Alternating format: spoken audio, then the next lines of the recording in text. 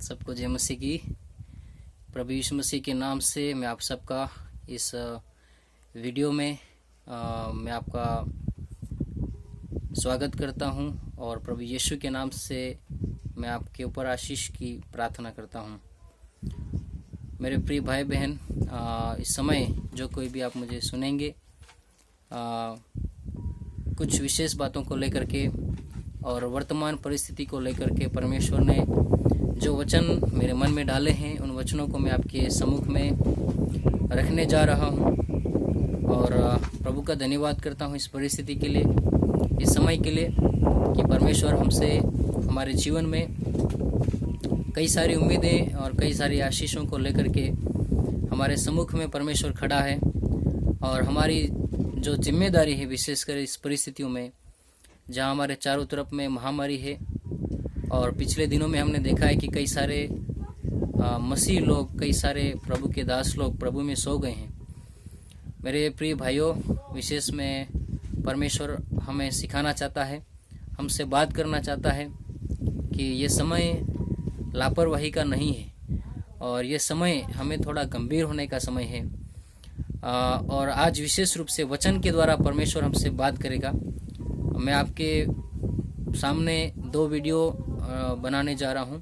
ये पहला वीडियो होगा जिसमें परमेश्वर के पवित्र वचन के द्वारा हम सीखेंगे और इस परिस्थिति में परमेश्वर आपसे और मुझे क्या चाहता है। हालेलुया। और सचमुच में जब ये वचन आप सुन चुके होंगे, परमेश्वर अद्भुत रीति से परमेश्वर का आत्मा आपसे बात करेगा और मैं आपको ये विश्वास दिलाना चाहता हूँ वचन में आगे जाने से पहले कि जैसे आप इसको सुनेंगे, वचन के पूरे होने तक परमेश्वर का आत्मा आपके मन में काम कर रहा होगा, आपके दिल में काम कर रहा होगा।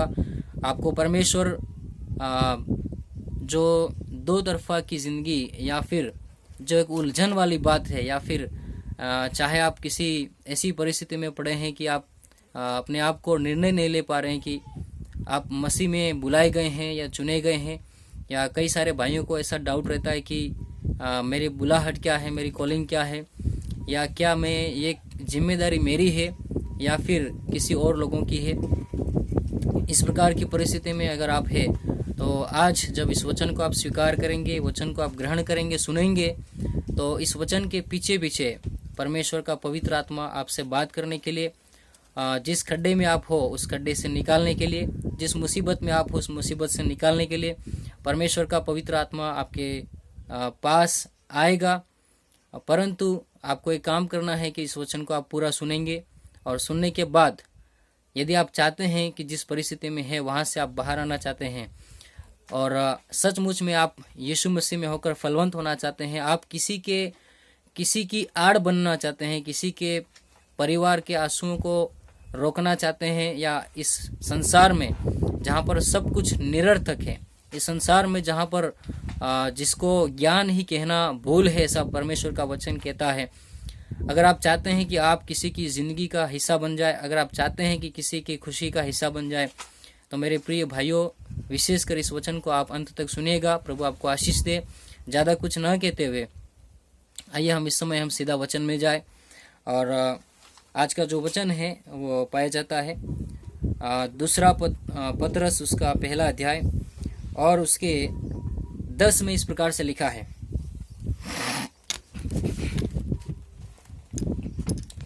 मैं आपके लिए पढ़ूंगा, आप रेफरेंस को याद रखें। 2 पतरस उसका पहला अध्याय और उसकी 10 आयत, और इसमें लिखा है, इस कारण है भाइयों, अपने बुलाए जाने और चुन लिए जाने को सिद्ध करने का भली भांति यत्न करते जाओ, क्योंकि यदि ऐसा करोगे तो कभी भी ठोकर ना खाओगे। हालेलुया। आप सोच रहे होंगे कि भाई या हमारा भाई जो है वो इस प्रकार के वचन को हमारे सामने क्यों रख रहा है। तो प्रियो, ये वचन हमें डरने के लिए नहीं और हमें भयभीत होने के लिए नहीं, परंतु कहीं न कहीं यदि हम इस प्रकार की मानसिकता में अभी भी उलझे हुए हैं या फंसे हुए हैं कि जहाँ पर हम निर्णय नहीं ले पा रहे हैं कि क्या हम बुलाए गए हैं, क्या हम चुन लिए गए हैं, परंतु परमेश्वर एक तरफ में जो एक तरफ की सच्चाई है, इससे पहले कि आप अपने आप को नबी ठहराओ, इससे पहले कि आप अपने आप को चेला ठहराओ, इससे पहले कि आप अपने आप को प्रभु यीशु मसीह का चेला या अपोस्टल या सेवक या बिशप या डिकन कुछ भी कहे, उस बात तक पहुंचने से पहले आज वर्तमान परिस्थिति में परमेश्वर हम जवानों से और हम भाइयों से परमेश्वर की क्या एस्पेक्ट्स है, क्या आशाएं हैं, क्या उम्मीद परमेश्वर हम पर लगा करके बैठा इस परिस्थिति में।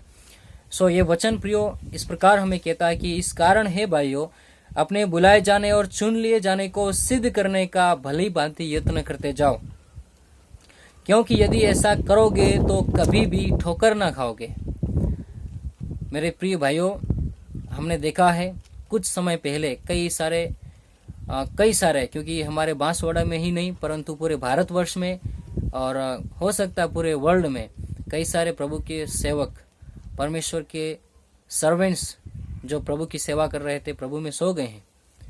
और मैं उनके ऊपर दोष नहीं लगा रहा हूँ और उनके ऊपर दोष लगाने के लिए या किसी का न्याय करने के लिए नहीं आया हूँ या आपके सम्मुख में इस बात को नहीं रख रहा हूँ, परंतु परमेश्वर हमें समयों को देखते हुए या वर्तमान जो परिस्थिति है उसको देखते हुए हमें सचेत होने के लिए यहाँ पर प्रेरित कर रहा है।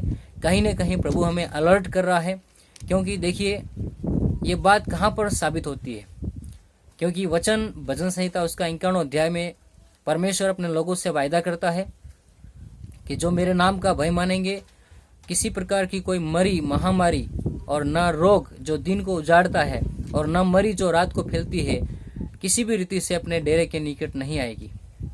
एक तरफ जहाँ पर परमेश्वर का वचन हमें हियाव देता है और परमेश्वर कहता है कि कोई महामारी से तुम्हारी कोई हानि नहीं होगी, परंतु फिर भी जब हम देखते हैं कि कई सारे विश्वासी, इवन विश्वासी नहीं परंतु कई सारे प्रभु के दास लोग इस महामारी में प्रभु में सो गए हैं। और प्रियो, अब इससे हमको भयभीत होने की तो जरूरत नहीं है, परंतु हमें सचेत होने की जरूरत जरूर है, अवश्य है कि हम पूर्ण रीति के साथ परमेश्वर की ओर फिर जाए, परमेश्वर की ओर लौट आए, या परमेश्वर को हम ढूंढना शुरू करें, उसे हम खोजना शुरू करें, उसकी सामर्थ्य की खोज करें, उसके वचन की खोज करें और पवित्रता की खोज करें। और इसलिए वचन कहता है कि चुन लिए जाने को सिद्ध करने का भली भांति यत्न करते जाओ। अब सवाल यह है कि कैसे हम कहें कि हम बुलाए हुए हैं या चुने हुए हैं, परंतु जब हम पढ़ते हैं रोमियो उसका 12 अध्याय, रोमियो की पत्री उसका 12 अध्याय और उसके 1 और 2 में जब हम पढ़ते हैं, रोमियो की पत्री उसका 12 अध्याय उसका 1 और 2 में जब हम पढ़ते हैं तो वचन हमें क्लियर करता है कि चाहे हम पास्टर हो नहीं हो, चाहे हम इवांजलिस्ट हो नहीं हो, चाहे हम अपोस्टल हो नहीं हो, परंतु परमेश्वर हर एक व्यक्ति जो यीशु मसीह का कहलाता है, हर एक जन जो यीशु मसीह का कहलाता है, या हर एक विश्वासी जो प्रभु यीशु मसीह का विश्वास करता है, उनके लिए परमेश्वर ये वचन कहता है। इसलिए हे भाइयों, मैं तुमसे परमेश्वर की दया स्मरण दिलाकर विनती करता हूँ। प्रेरित पौलुस यहाँ पर जो रोमियो की कलीसिया है उसको ये बताना चाहता है कि हे भाइयों, मैं तुमसे परमेश्वर की दया स्मरण दिलाकर विनती करता हूँ। परमेश्वर का दास अपने लोगों को, कलीसिया के लोगों को परमेश्वर की दया को याद दिला रहा है कि किस प्रकार परमेश्वर ने दुखों में, संकट में और ऐसी विपरीत परिस्थिति में परमेश्वर ने उन लोगों की मदद किया है, किस प्रकार परमेश्वर की दया की दृष्टि उस झुंड के ऊपर बनी रही, जिस प्रकार से परमेश्वर ने हमें इस महामारी में बचाया है, हमारे परिवारों को बचाया है, अपने प्रियों को परमेश्वर ने बचाया है, और प्रभु का अनुग्रह और उसकी दया किस रीति से हम पर हुई है। तो इस रीति से प्रभु हमसे बात करते हैं कि अपने शरीरों को जीवित और पवित्र और परमेश्वर को भावता हुआ बलिदान करके चढ़ाओ, यही तुम्हारी आत्मिक सेवा है। जी हाँ, परमेश्वर हमें ये बताना चाहते हैं कि ये जरूरी नहीं है कि हम हमारे नाम के आगे क्या लिखे, सेवक, डिक्कन या अपोस्टल या भविष्यवक्ता या फिर बिशप या और कुछ कहे, परंतु इससे पहले आपकी और मेरी एक आत्मिक सेवा है प्रियो। इससे आप और मैं मुकर नहीं सकते हैं। क्यों? क्योंकि वचन कह रहा है कि यही तुम्हारी आत्मिक सेवा है। अगर बाहर आप बिशप के कपड़े नहीं पहनोगे चलेगा, बाहर आप सेवक नहीं कहलाओगे चलेगा, परंतु यीशु मसीह में जिसने आपको और मुझे बुलाया है और बचाया है, वो परमेश्वर कहना चाहता है कि अपने शरीरों को जीवित, पवित्र और परमेश्वर को भावता हुआ बलिदान करके चढ़ाओ, और यही तुम्हारी आत्मिक सेवा है। और 2 में कहता है, संसार के सदृश न बनो, परंतु तुम्हारे मन के नए हो जाने से तुम्हारा चाल चलन भी बदलता जाए, जिससे तुम परमेश्वर की भली और भावती और सिद्ध इच्छा अनुभव से मालूम करते रहो। हालेलुया। सचमुच में प्रियो, परमेश्वर इन दिनों में हमसे जो आशा रखता है कि हम कहीं ना कहीं किसी रीति से हमारे अंदर में बुलाए जाने को सिद्ध करना है। जैसे कि पहले वचन में हमने पढ़ा है, हमें सिद्ध करना है, हम बुलाए गए हैं, हम चुने गए हैं। आपको कोई आकर के बोले चाहे नहीं बोले, चाहे आपको परमेश्वर की आवाज सुनाई दे नहीं दे, परंतु प्रत्यक्ष रूप में परमेश्वर ने हमें उसका जीवित वचन दिया है। क्या आप चाहते हैं कि परमेश्वर उसकी आत्मा के द्वारा आपसे बात करे? तो आपको और मुझे परमेश्वर का आज्ञाकारी बनना पड़ेगा, क्योंकि परमेश्वर उससे ही बात करता है जो उसकी आज्ञा का पालन करते हैं, और उसकी आज्ञाएं उसके पवित्र वचन में है। हाँ प्रियो, और मेरे प्रिय भाइयों, आज परमेश्वर हमसे यही कहना और समझाना चाहता है कि हम बुलाए हुए, हम चुने हुए हैं। चाहे हम फिर किसी भौतिक रूप में किसी पहनावों को पहन करके सेवा करें या ना करें, कोई दर्जा हमें दे या ना दे, चाहे हम खुद हमारे जीवन में हमारे नाम के आगे हम कुछ लगाए चाहे नहीं लगाए, कोई दर्जा हम दे ना दे, परंतु परमेश्वर ने हमें चुन लिया है। ये वचन हमें याद दिलाना चाहता है कि हम आप और मैं चुने हुए हैं।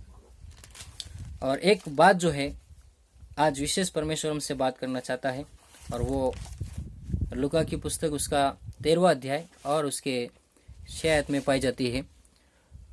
फिर उसने यह दृष्टांत भी कहा, किसी की अंगूर की बारी में एक अंजीर का पेड़ लगा हुआ था। वह उसमें फल ढूंढने आया परंतु न पाया। तब उसने बारी के रखवाले से कहा, देख, 3 वर्ष से मैं इस अंजीर के पेड़ में फल ढूंढने को आता हूँ, परंतु नहीं पाता। इसे काट डाल कि यह भूमि को भी क्यों रोके रहे। उसने उसको उत्तर दिया, हे स्वामी, इसे इस वर्ष और रहने दे कि मैं इसके चारों ओर खोद कर खाद डालूं। यदि आगे को फले तो भला, नहीं तो उसे काट डालना। मेरे प्रिय भाइयों, जब हम इस वचन को पढ़ते हैं तो परमेश्वर उसके लोगों में फल की इच्छा करता है। परमेश्वर इंतजार करता है मन फिराने का, प्रार्थना का फल का, मध्यस्थता की प्रार्थना का। किसी भी रीति से हमारे जीवन से सेवा होना जरूरी है। और इस समय हम क्या सेवा करें? क्या हम वचन को लेकर के गांव से बाहर निकले, गांव में रोडों पर सड़कों पर जाकर या मंदिर में हम प्रचार करें? नहीं, क्योंकि ये समय लॉकडाउन का है। और इस समय जो हम सेवा कर सकते हैं वो यही है कि हम हमारे घरों में बैठकर, हमारे कमरे में, गुप्त स्थान में दरवाज़ा लगा करके हम परमेश्वर से प्रार्थना करें, और वो मध्यस्थता की प्रार्थना है। परमेश्वर इस वचन के द्वारा हमें सचेत करना चाहता है।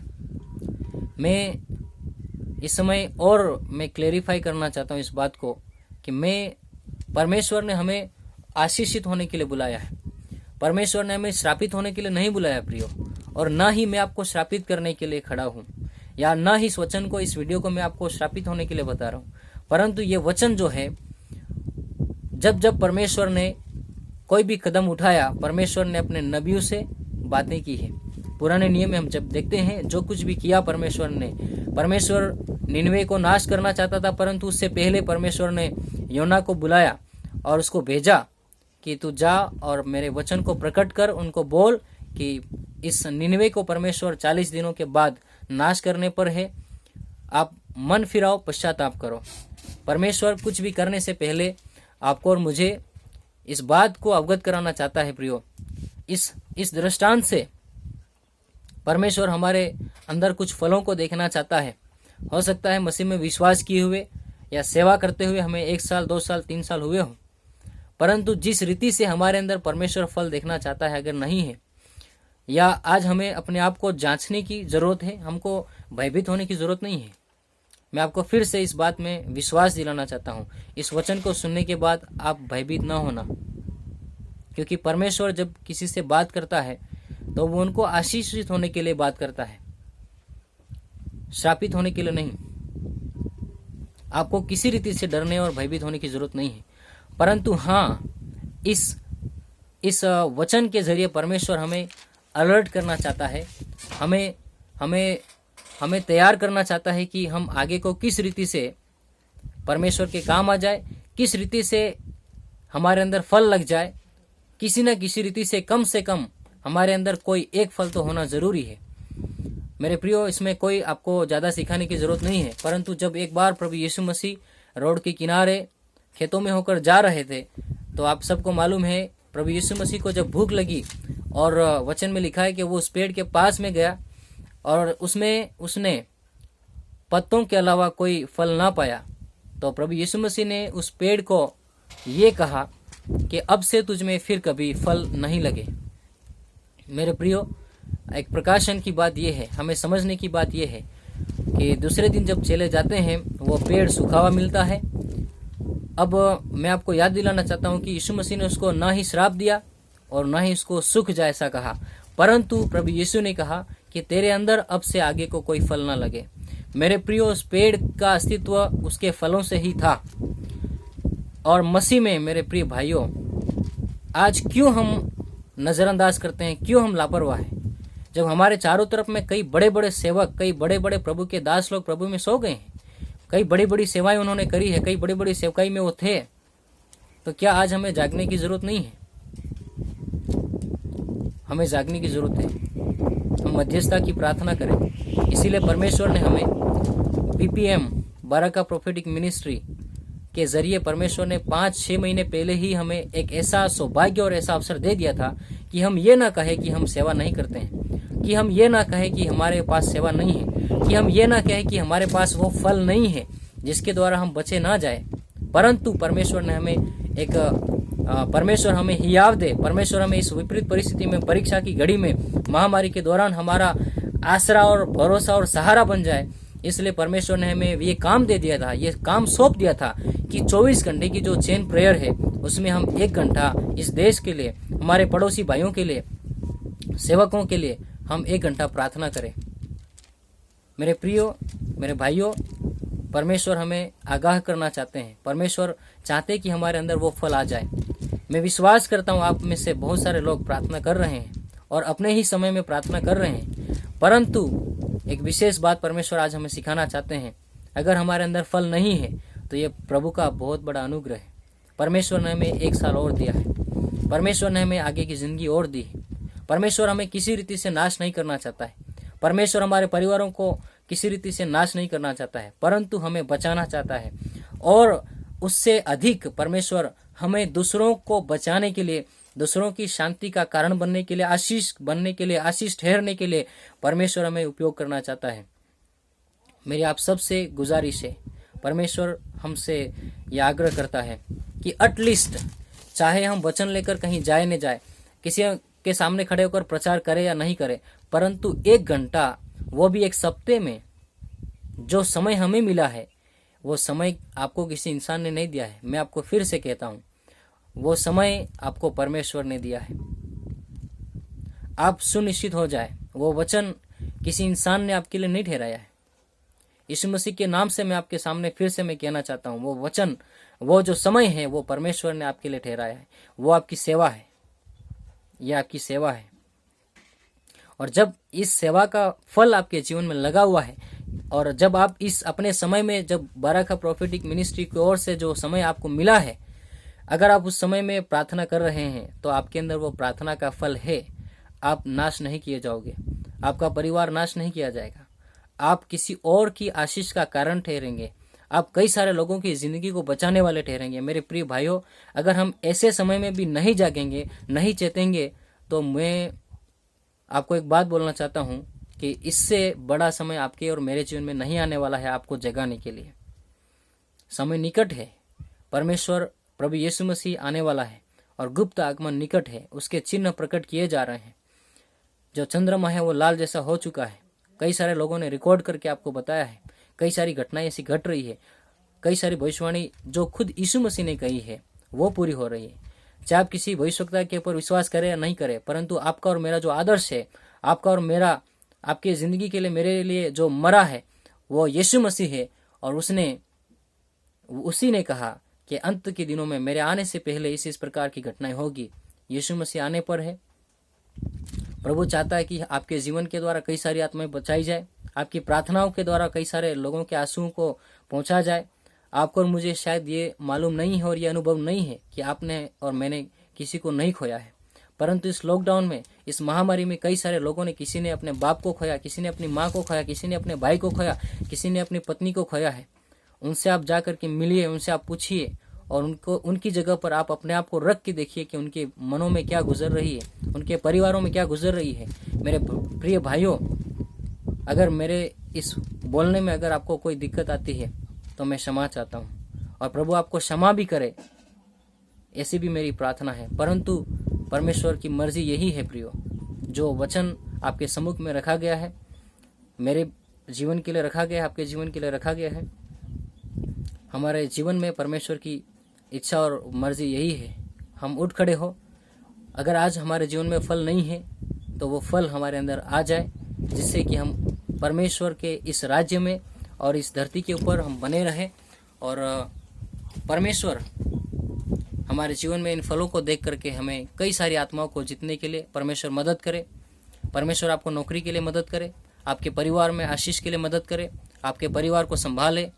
और जब ये वचन आप इसको ग्रहण करेंगे और जब आप इसको आमीन कहेंगे, मैं आपको कहना चाहता हूँ, परमेश्वर का आत्मा आपके जीवन में आ चुका है, परमेश्वर आपके सम्मुख खड़ा है, परमेश्वर आपके अंदर है और परमेश्वर आपको आने वाले दिनों में यूज़ करेगा, इस्तेमाल करेगा। प्रभु इस वचन के द्वारा आप सबको आशीष दे। इस समय मैं दुआ करूँगा, आप मेरे साथ प्रार्थना करें। हालेलुया। प्रभु यीशु, इस समय मैं प्रार्थना करता हूँ मेरे भाइयों के लिए, जिन भाइयों ने इस वचन को सुना है। प्रभु जी, मेरी प्रार्थना है, मेरे जिस भाई ने इस वचन को सुना है प्रभु जी, मैं उस भाई का जीवन आपके जीवित और पवित्र हाथों में समर्पण करता हूँ। प्रभु यीशु, आपका पवित्र आत्मा जो इनके अंदर आ चुका है, आपका आत्मा इनसे बातें कर चुका है, इनके मन को आपने तैयार किया है, इनके हृदय को आपने तैयार किया है। मेरे प्रभु, मेरी प्रार्थना है इनका जीवन आप में होकर आशीषमय फलवंत हो जाए और इनके द्वारा कई सारे लोगों के आंसू पोंछे जाए, कई सारे परिवार की खुशियां लौट आए, कई सारे परिवार उजड़ने से बच जाए और इनकी मध्यस्थता की प्रार्थनाओं के द्वारा और जो सेवा आपने दी है प्रभु के द्वारा, प्रभु जी, इनका जीवन बच जाए, इनके परिवार बच जाए, आशीष पाए। और प्रभु, अंत में जब आप हमको लेने के लिए आते हैं, उस रैप्चर में, उस गुप्त आगमन में हम ऊपर उठा लिए जाए प्रभु, ताकि जो 7 साल का महाक्लेश है, इस धरती के ऊपर क्लेश और महाक्लेश है, उस सारी किस प्रकार की विपत्तियों से हम बच निकले प्रभु, और हम आपके राज्य में अनंत जीवन के लिए हम